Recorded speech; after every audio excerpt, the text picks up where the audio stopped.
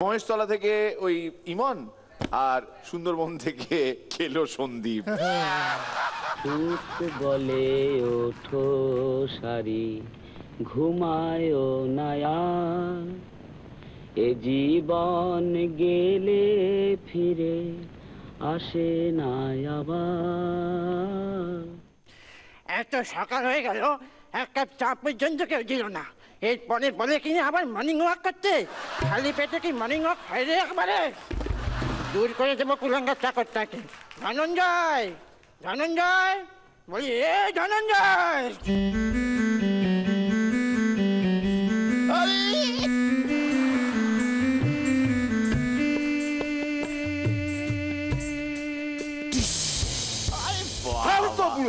সকাল থেকে চা চা করে মাথা খারাপ করে দিল।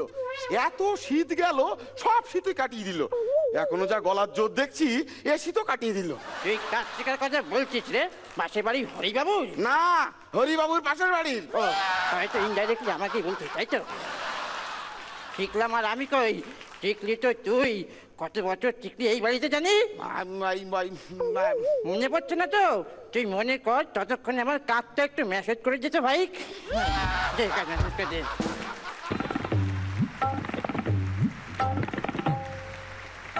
तब कंता कस्ते पुत्र संसारो हम अतीव विचित्र, कस्सोतं बाकुतयायात तत्तं चिन्तय तदिदं भाता।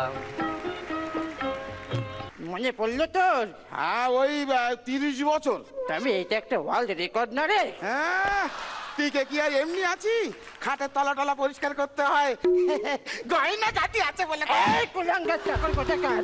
ওই গয়নাগুলো আমি আমার ছেলে বউদের দিইনি, ওটা তোকে দেবো কি রে? কেন কেন ছেলে বউদের দেননি কেন? ওই গয়নাগুলোর জন্যই তো ওরা আমাকে দেখতো। ওগুলো দিয়ে দিলে কি আর দেখতো? সবাই দেখতে দেখতে ওপরে চলে গেল, আর আপনি রয়ে গেলেন নিচে। ওরা ওপরে চলে গেল সুখের টানে, আমি নিচে রয়ে গেলাম আমার এই খাটের টানে। দিদিমা সেই কবে স্বর্গে চলে গেছেন, হরে কৃষ্ণ হরে কৃষ্ণ। তার আবার খাটের টান কি বলুন? খাটের নিচের টানে।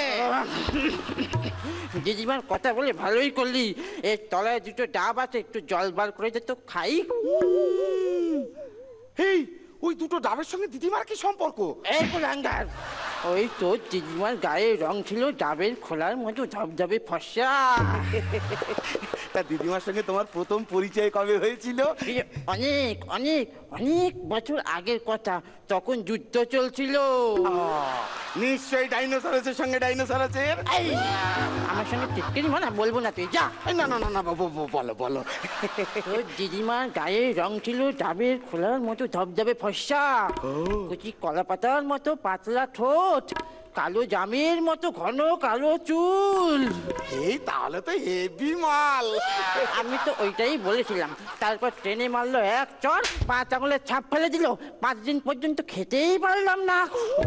কেন, ওই ছাপগুলো ধুয়ে যাবে তাই? না রে, 5টা দাঁত পড়ে গেছিল তো তাই।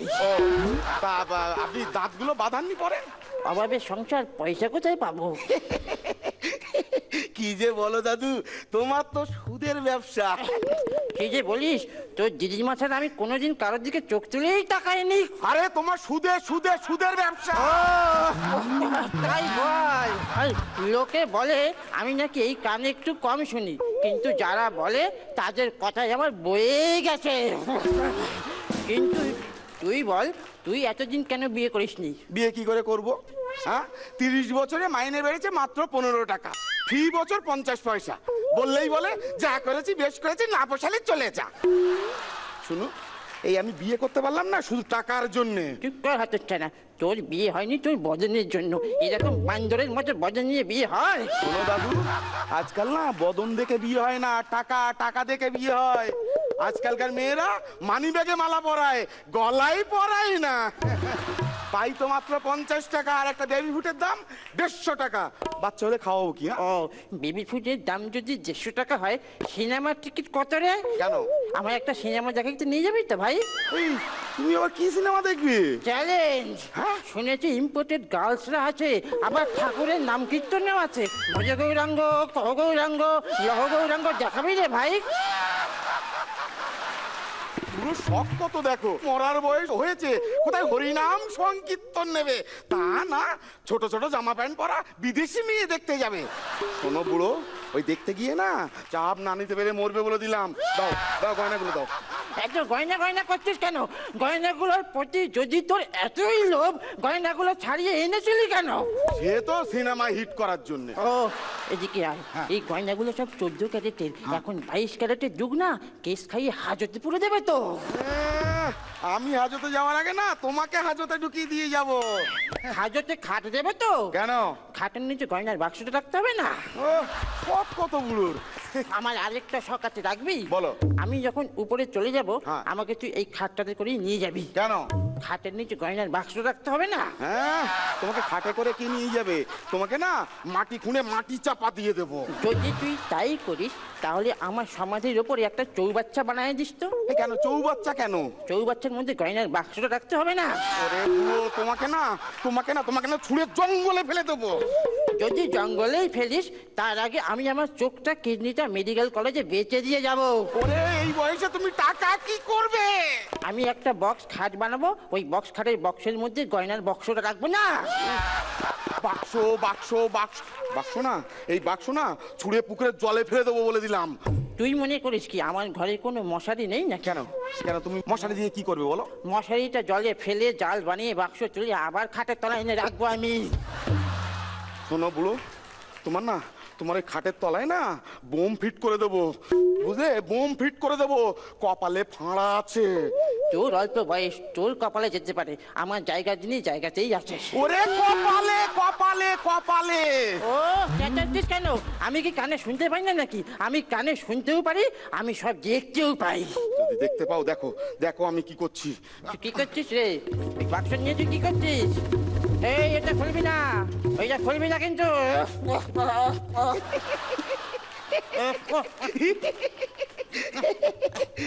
ও দাদু, এই গয়নার রং তো হলুদই আছে, কিন্তু সব তো গলে গেছে। কি গয়না পচা দুর্গন্ধ। ওই হতচ্ছাড়া, ওইটা আমার বেচ প্যান্ট, বাজে গন্ধ বেরোয় বলে গয়নার বাক্সের মধ্যে ঢুকিয়ে রেখেছিলাম। হ্যাঁ হ্যাঁ, তা সে গয়নার বাক্স কোথায়? গয়নার বাক্স? গয়নার বাক্স তো কবেই বেঁচে দিয়েছি। হ্যাঁ, তাহলে যার জন্য এখানে থাকা সেই গয়নাই যদি না রইলো, আমার থেকে লাভ কি? আমার থেকে আমি চললাম আমি।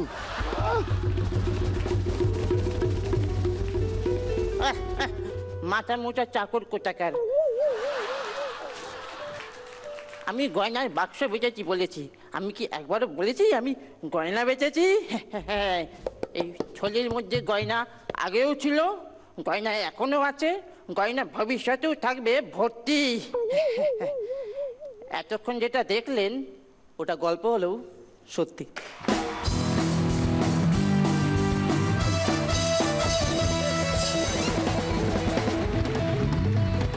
আজকে এই পারফরমেন্স অনেক লোকজনকে অনেক কিছু মনে করিয়ে দেবে, বাট শুরু করবো পরান্দাকে দিয়ে। দারুণ, খুব ভালো হয়েছে, সত্যি মনে করে দিয়েছি। গল্প হলো সত্যি এমনই একটা ছবি যা 11 বার দেখার পরেও 12 বার দেখলে মনে হয় প্রথম দেখছি। হ্যাঁ, বিউটিফুল, খুব ভালো হয়েছে, ভেরি গুড। ও এত ছোট বয়স, ও একদম ইয়াং, এবং এই বয়সে এরকম একটা বৃদ্ধ মানুষের রোল করে, এমন কিছু সাংঘাতিক মেকআপও কিন্তু ও করেনি। ওর সমস্ত বডি ল্যাঙ্গুয়েজ, ওর ভোকাল অ্যাক্টিং, সেটা দিয়েই কিন্তু ওর চরিত্রটাকে ফুটিয়ে তুলেছে। আমার মনে হয় এক্সটার্নাল হেল্প ছাড়াই ওর পারফরমেন্সের জায়গা থেকে he is very very successful, and at the same time you are also looking great. ড্রেসটা খুব মজার লাগছে, খুব ভালো। রবি কাকুর কথা মনে পড়ে যাচ্ছে দেখে ওনাকে, খুব খুব ভালো লাগছে, এবং দুজনের performance was very very nice, very competent to each other, খুব ভালো। হ্যাঁ, বেশ ভালো, কম্প্যাক্ট লেগেছে পারফরমেন্স। দুজনেই আজকে খুব ভালো, দুজনেই খুব ভালো পারফর্ম করেছে। পুরোটা যেভাবে শেষ করেছে, আমি টোটালিটির ফিল যদি দেখি তাহলে খুব ভালো খুব ভালো খুব ভালো। অল দ্য বেস্ট আপনাদের দুজনের জন্য। আল্লাদে 8খানা এবং চকলেট।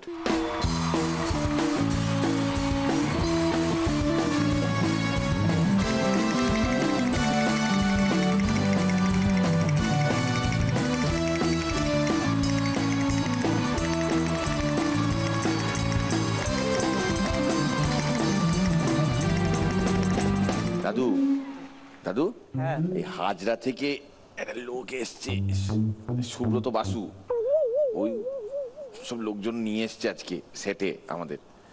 আপনি একটু মিষ্টি খাওয়াতে চাই। ডেকে ফেলো। আচ্ছা আচ্ছা, আপনি আসুন তো একটু মিষ্টি নিয়ে।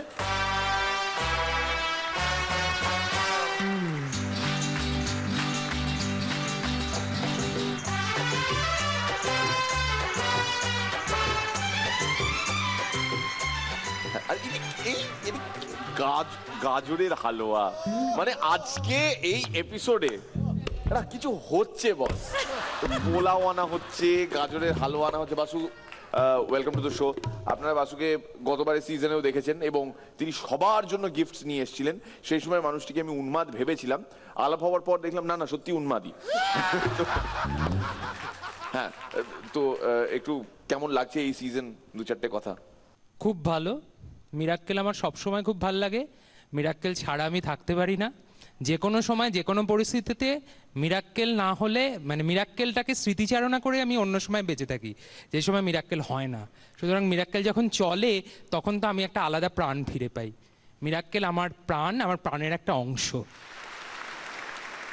Thank you so much Basu, thank you very very much. জোরে হাততালি ওনাদের জন্য সবাই। Thank you.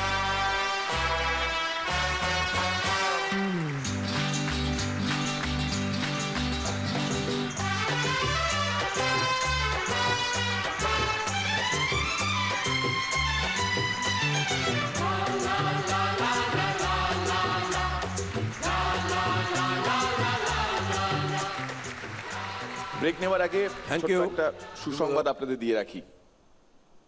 Shubhankar Chattopadhyay productions এবার একটি ছবি লঞ্চ করতে চলেছে। আমি সরি শুভঙ্কর, তুমি আমাকে বলতে বারণ করেছিলে, বাট এটা আমাকে বলতে হচ্ছে। I am very very sorry. এবং ছবিটির বিষয়বস্তু আমাদের একজন রেসপেক্টেড জাজ শ্রীলেখা মিত্র। ছবিটার সাবজেক্ট শ্রীলেখা মিত্রের ডায়েট প্ল্যান, আর ছবির নাম গল্প হলেও সত্যি।